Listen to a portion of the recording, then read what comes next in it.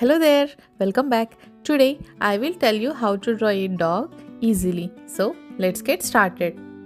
First, let's draw 6 circles of same size.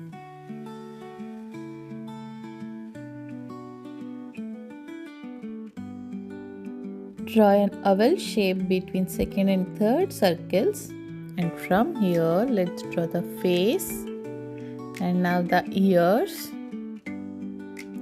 the body,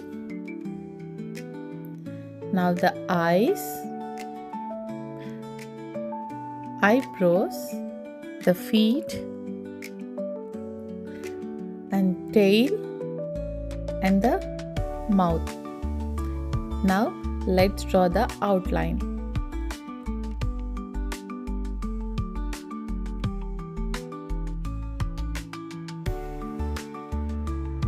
Erase the pencil traces and let's start the coloring.